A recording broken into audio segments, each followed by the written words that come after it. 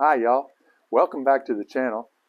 I am a little bit surprised to be making this video for you today. I wasn't planning to do it, but some things have come up and it's putting me back on a path to finish up my battery system that we started this channel about.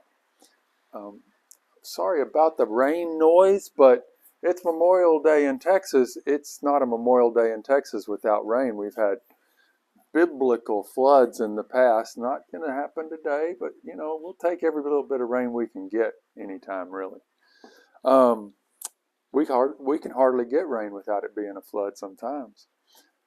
Rona's here with me. Come here, girl. Come here, girl. Oh, oh, and right in the box. Here you go, girl. So, I've got a surgery scheduled on my ankle, and ligaments are torn and probably some tendons. We'll get the MRI done tomorrow, but we know there's going to be a surgery because my ankle just never goes, the swelling never goes down in it at this point. So it's time to get it fixed. And it's starting to make it a little more difficult to do some of the things that I do. I have a lot of physical activities that I do. I'm going to be on a knee scooter for 4 weeks. Got a little bit of experience with that because my wife's gone through this twice with ankle surgeries. And so I'll be on a knee scooter for 4 weeks and in a walking boot for 5 weeks if everything goes to plan. And there's a lot that I can't do when that's happening, but one of the things that I can do is I can build batteries. I can finish up this battery system. So I'm back out in the shop. See, originally I was going to build 4 batteries for myself to help give me some resilience when the grid has problems. And Rona. And so I talked to my friend about it and almost immediately was building 4 batteries for her. And then that quickly turned into 6 batteries apiece. And when I built the boxes here in the shop that you've seen, if you've seen the earlier videos where I built these wooden boxes for the batteries, we were planning on 12 total batteries. And so I have 12 boxes built. Of those 12, I have built 10 of the batteries, put them together, assembled them. And I need 4 more boxes. And so I'm out here in the shop building those 4 boxes. I'll show you a little bit of what I'm going to do and what I might do just slightly different than what I've done before. It's not much different because they've been working out really well. I bought 3 more sheets of the Baltic birch plywood, the 4x8 sheets of Baltic birch, not the 5x5 that you get in Europe, but the 4x8 that we get here in the US. And I don't know what the price of that is now with this Russia-Ukrainian war. It's a product of Finland and Russia, and it could be that that's created an issue for getting that supply. But I bought these sheets a while back and in preparation for building these boxes, and I just got real busy doing everything else. Hey, I'm up here. And so I started cutting out the parts for the box, and I realized that I had just enough to build a 5th box. And I talked to my friend and talked to my wife, and well, we're going to build a 5th box. So we'll have 17 total of these. And having an extra one is great. I already had an extra BMS, the Ceplos BMS that I use. I already had an extra one, a backup in case we had a problem with one of the BMSs. I could swap it out. But what better than to have a whole extra battery? Now, I'll have to get another fuse. There's a couple of parts that I'll need, but I have most of what I need. And I can't put it into the system because I only have 8 breaker spaces. But having the extra battery box, the whole box is great. If you look at some of the other videos I have a 3,000 watt inverter that can hang on the side of one of these boxes. These boxes hold 14 kilowatt hours of energy. And I have a 3,000 watt inverter that hangs on the side. I've got a video that I show where I'm out on the ranch with a little chipping hammer breaking rocks with this thing in the back of my car. And to have this flexibility, to have that kind of energy, you can work out on the ranch all day long with that much storage. And with 3,000 watts, you can do anything you want. My welder will work on 110. Not huge stuff, but most of the repairs I need to do, I don't have to haul a generator around. I can just haul this battery around in the back of the car with the inverter, and I can do almost anything I need to do anywhere on the ranch. So that's going to be great. Let me show you what I'm doing. I've got all the parts cut out, and these are the sides, the backs, the fronts, the tops are over here, the two-piece tops, the bottoms. The dadoing or the rabbiting still needs to be done. I've got the table saw set up to do the rabbiting next. That'll be the next process. And I have some pieces here I'm going to put together to build this part right here. So if you're not familiar with the boxes that I'm building for this project, let me just show you. They look like this.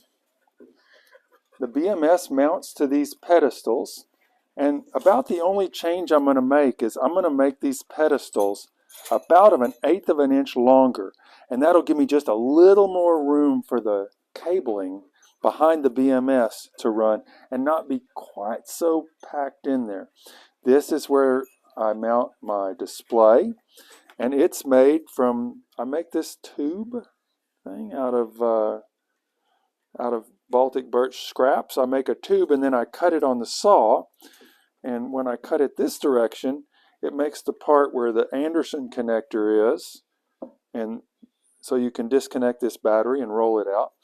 When I cut it the other direction, it makes the support for this display, and then all the cells will stack in here. I've got the battery retainer panel that comes in. I've got the 4 all threads that hold a little bit of tension, not compression, but a little bit of tension, like a warm hug from your mom, to keep your cells from getting bigger and bigger over time. We don't want that to happen, and we don't want them to shift, and we don't want them to grow and put pressure on those terminals that are tied to those bus bars. So we've got this to build, and let's see, what else we got to go. So I will get to, by the end of the day, it's late afternoon, but it stays late. It stays light here a long time. I will go ahead and rabbit these boxes, and tomorrow I've got to build some piping systems on the ranch for the rainwater, to collect the rainwater off the barn for the animals.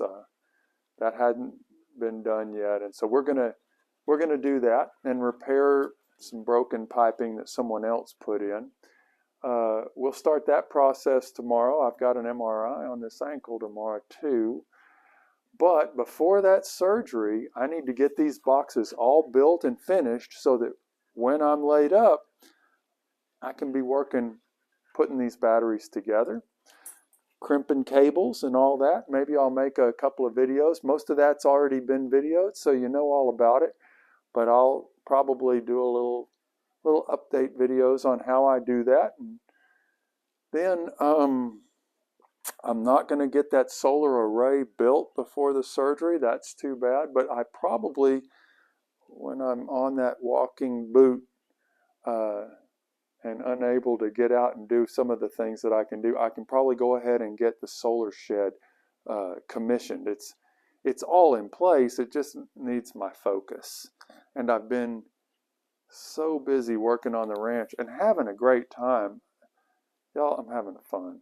And uh, I've been getting new hobbies with the horses, and I still ride the bike, and we're riding motorcycles, and there's just so many ways to explore Central Texas and we're having a great time doing it and working hard all the time. You know, retirement it's the hardest work. It's the hardest job I've ever had.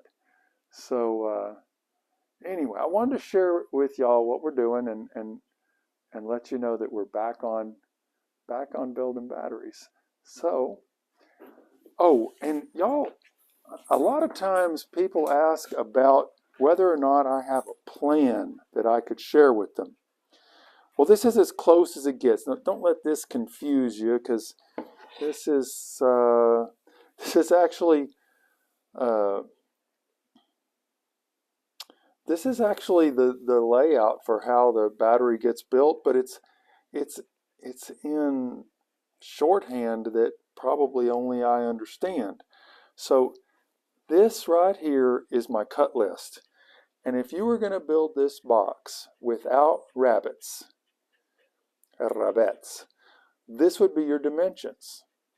But if you're going to build it with a 3/8 inch rabbet, I'll show you over there in just a second. I'll show you what that means. Then these dimensions don't change, but the dimension on these pieces do. So this is the dimension for the bottom. The top is in two pieces because it's that big panel that covers the cells, and the smaller door that covers the control panel and the fuse.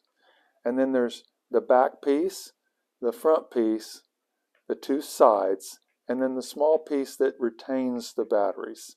And so this is the dimensions. If you want to build the box just like I build it, this is the dimensions in inches. I realize most of you have real measurements that you use instead of the inches and feet that we are still stuck with here. But that is all easy to translate with your converter program that can give it to you in millimeters. And go back, and if you want to build these boxes, go back and watch the videos, and I show you a little bit about how I cut the parts out, how I do the rabbets. Let me show you what I mean by rabbet. Oh, and this is my cut sheet for the ones that I did today, where I was going to do 4 batteries. At the beginning of the day, I made a list of my pieces that I needed and how they were going to lay out in each of the 3 sheets, which parts were going to come from which. Obviously, my plan only makes sense to me, but I recognized that how much scrap I was going to have, and I ended up able to make 5 boxes out of the deal, and so that's what we're doing, building 5. The rabbets are this joint right here, where there's a little notch. Back it up just a little. There's a little notch right here cut into this front panel that holds this side panel in the back. You'll see that the back panel is notched into the side panel. On the bottom, this is 3/4 inch material, but you only see half of it because there's a rabbet there as well, where this panel sits on the side, and these fasteners, these little pins that you see, this is all glued together. The pins just hold it while the glue sets up. But those pins go into the meat of the bottom, and then that rabbet gives additional surface area on 2 different planes, here and here, to hold the box together. If I had just built the box flat and set this on top, it wouldn't be nearly as strong, even with a good glue joint. So when you build the boxes, I would recommend that you build it with the rabbets. I was going to go without it at first and maybe just use some screws to strengthen it, but the rabbets are much better, and you can easily cut those rabbets with the table saw. If you look at my video where I showed how to do this rabbeting before, I didn't have an insert plate at the time, but I found one in the shop. I found one like we use for the blade, and I found an extra one in my goodie bag, and I went ahead and notched it out, if you see on the back, it's got a way to notch it out for a dado blade, and I took my dad's old jigsaw that he bought when I was born many moons ago, and used it with a blade that's probably as old as me, and cut that notch out, because most of my tools are over on the ranch where I've been working, and so I'm making do with what I have, and sometimes that means using Dad's old tools.